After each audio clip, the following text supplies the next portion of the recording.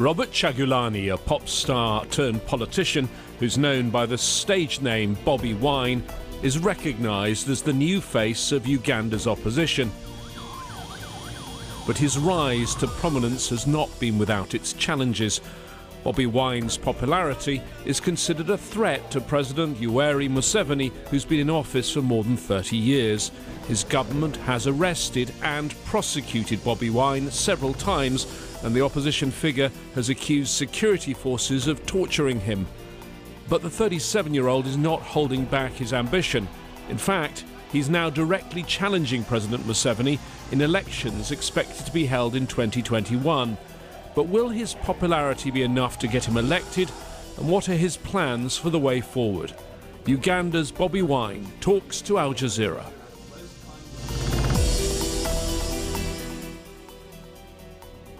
Bobby Wine, leading opposition politician from Uganda, thank you for talking to Ajeezera.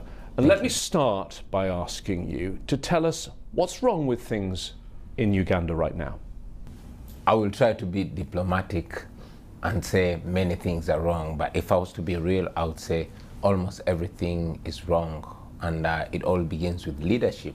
We have what many people describe as a kleptocracy for a government, which we hope to make better. It's relatively recent that you've emerged on the political scene.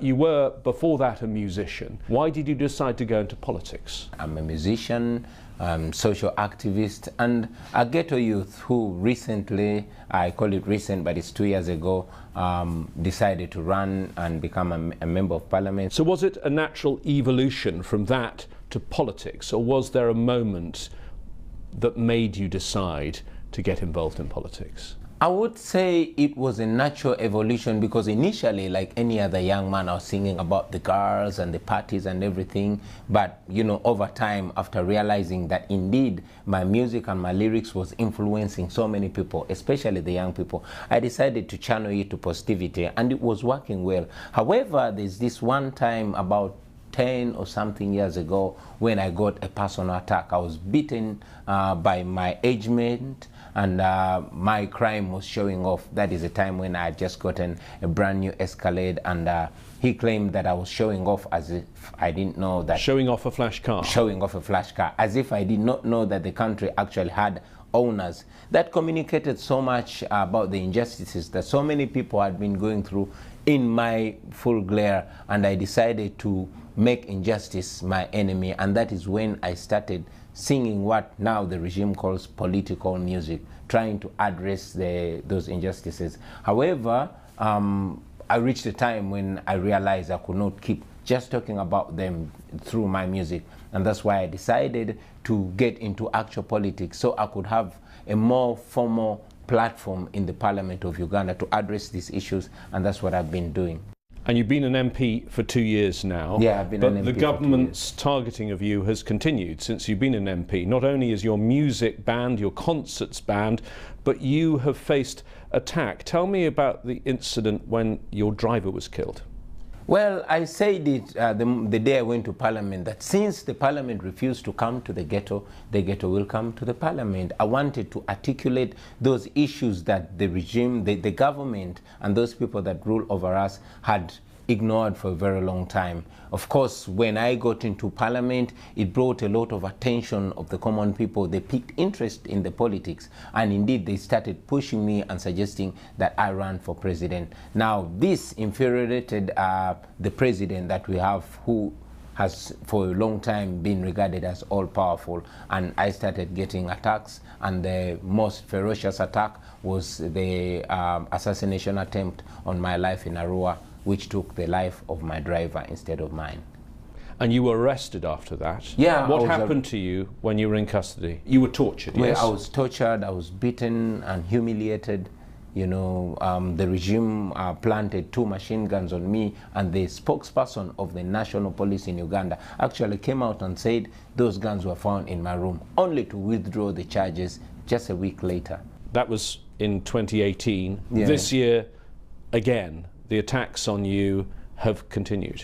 Well, the attacks on me have continued, but not only me. And I always say that I feel honored to see that my plight is highlighted, but this is the same plight that so many people are going through, or even worse, people that are unknown, people that you will never know about. And that is why every opportunity I get, I try to shine a light on their plight, because I am only representative of what they are going through. The attacks have continued. I'm a musician, but my music has since effectively been banned in the country. I cannot stage any concert. I cannot be allowed to address a public gathering, not even in my constituency, which elected me to office. And yes, more than twice, I went to church and the church was tear-gassed by the regime, because President Museveni and the regime that he presides over is so scared of anybody that communicates words that open the eyes of the people of Uganda. Let's talk about President Museveni. You were, I believe, 4 years old when he came to power. Yeah. You probably, well, I'm sure, don't remember Uganda without Museveni, and that's a large part of the Ugandan population. Yeah, I'm 37, but I've never realistically experienced a Uganda with another president, and it is more than 80% of Ugandans that are in the same situation, you know, and that really gets us disturbed. We have been denied an opportunity to contribute to our country. We've been excluded as a new generation, and we desire to contribute to building a country which we know we are going to live in, because certainly the people that are making decisions for us are not going to be there to either benefit or suffer from the decisions which are evidently wrong that they are making for us. If you look at the history of Uganda since independence from the colonial rulers, the British, it can really be summed up with three names: Milton Obote, Idi Amin, and Yoweri Museveni. Now, two of those, Obote and Amin in particular, were very, very brutal. Would you accept that when Museveni came to power first, he rescued your country? Well, that has been said. We've always been hearing that while growing up, until we grew up old enough to see with our own eyes. And I would say without fear of contradiction that Museveni's rule is much more brutal than the rules that have been there before. Only that President Museveni has been extremely smart, and we must give it to him. You know, the world sees President Museveni, and indeed many people describe him as a benevolent dictator, or a dictator in a suit. To the Western world, President Museveni has always cast this image of a democrat, but back home he has stepped on all rights and all freedoms, and he has ruled Uganda with an iron fist. What do you say to international investors and to governments, to diplomats who say, better the devil you know?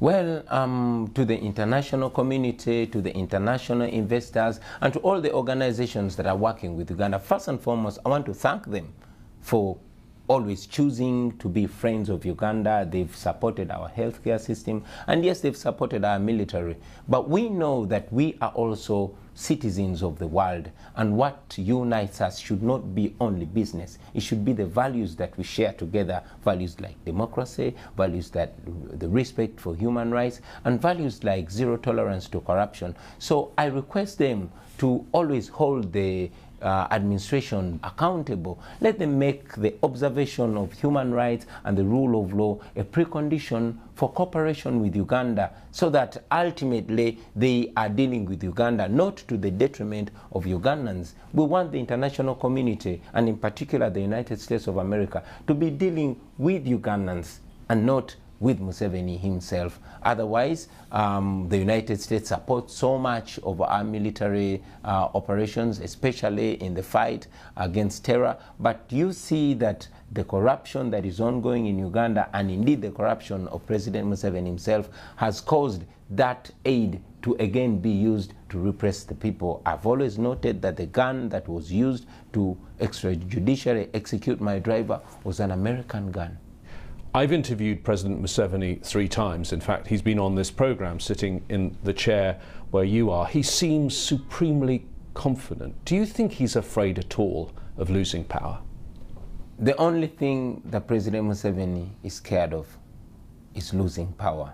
And that is why today in Uganda, the major preoccupation of the government is the grip on power. It explains why President Museveni moves with stashes of money, just bribing anybody. It explains why our police force is reduced to now playing politics other than keeping law and order. It explains why the military, high-ranking military officials are coming out to denounce the people the People Power movement. The Minister of Constitutional Affairs is a soldier, and he came out and said, we shall fight people power using the military and air force. I mean, we are only young people that are not armed. We are only using words to assert what we want. And we're not even inciting violence. All we are saying is that we want to be regarded as human beings in our own home. So the desire to maintain the grip on power has made President Museveni descend down to unimaginable levels. The Constitution has been changed twice. It used to say that you were only allowed to be president for 2 terms. He's now done 5 terms. It used to say that you're only allowed to be president if you're younger than 75. He'll be 76 next time there is an election. What do you think is the president's plan? Do you think he plans to rule until he dies, or do you think he plans to hand over power to his son or maybe his wife? Well, I wouldn't want to say I think. I would want to say I know that President Museveni plans to rule for life, and maybe after he dies in office, probably he wants his son or his wife to take after him, which is wrong, which is unacceptable, which we are going to fight until the end, because Uganda is not a monarch. Uganda is a democracy, and all Ugandans should be included in the governance of Uganda. But most importantly, it should be the people of Uganda to make the decision. You talked about our constitution. Yes, our constitution used to provide for that, but still our constitution, although it has been changed so many times, the constitution as it is provides for fundamental rights. It provides for the freedom of association. It provides for the freedom of speech, and all these freedoms are being stepped on. Recently, it was on international TV when Dr. Kizza Besigye was brutalized. He's a political opponent. And myself, I'm a political opponent to President Museveni, but I cannot be allowed to address any crowd anywhere. I cannot even be allowed to access radio or TV stations, especially in the countryside. Why? Because President Museveni is very, very scared of the message that we bring. He's very scared of the fact that 85% of the population of Uganda is my age and younger. He's very scared because he sees the signs everywhere. People are yearning for change. What about his own party, the National Resistance Movement? Do you think he's got trouble inside the party too? Well, it's very evident that President Museveni has trouble in the party itself. I mean, even in the People Power movement, we are working with more than 10 members of parliament who actually belong to the ruling party, but they see the truth because the truth is constantly being told them by their voters. They want change. So I believe that the wind of change is blowing even in President Museveni's bedroom. Perhaps the most important quote ever from President Museveni came in his first year in office when he wrote a book, What's Africa's Problem? May I quote from that? The problem of Africa in general, and Uganda in particular, is not the people, but leaders who want to overstay in power. Now, I picked him up on that quote when I spoke to him 6 years ago in 2013 on this programme, and he said, no, staying in power without elections. I'm in power because of elections, and he has been repeatedly re-elected. President Museveni used to say those things when he was around my age. 34 years later, he doesn't want to hear what he said when he was still, in my opinion, sober. So there's only one explanation for that. Power corrupts, and absolute power corrupts absolutely. There have been allegations that previous elections were not free and fair. In your view, right now, is President Museveni the legitimate president of Uganda? Well, I'm very convinced that Dr. Kizza Besigye won the previous elections. And I would believe that even if Museveni could have won the past elections, the way he's handling the people of Uganda makes him lose his legitimacy. However, we are looking at the opportunity of 2021 for the Ugandans to assert their voices, which we are sure they are going to. Do you see a trend in Africa? I mean, look, for example, at Zimbabwe. Look at other parts in North Africa, at Algeria, for example. Do you see a trend that older leaders are now being forced to give up power? Well, the wind of change is blowing. It's only those that have decided to cover their ears and eyes that don't see it. But the wind of change is blowing. Those of us who were young are now grown. We were babies, now we are parents. We are demanding the right to shape the future for ourselves and our children, and we will stop at nothing. This is not only happening in Uganda, it is happening all over Africa. You've seen what happened in Burkina Faso in the past, in Algeria, now what happened recently in Sudan. It is happening in Uganda. You've mentioned the demographics in your country and how many people are young, under 35. Because of your music and your own age, tell me what the youth of Uganda are saying. The youth of Uganda are saying they want better. The youth of Uganda are saying they want their country back. The youth of Uganda are saying they want a country that offers equal opportunity to every Ugandan, where somebody is going to be judged by the content of their character, not which tribe they come from, not who their parents are. The youth of Uganda are saying it is time, it is our time.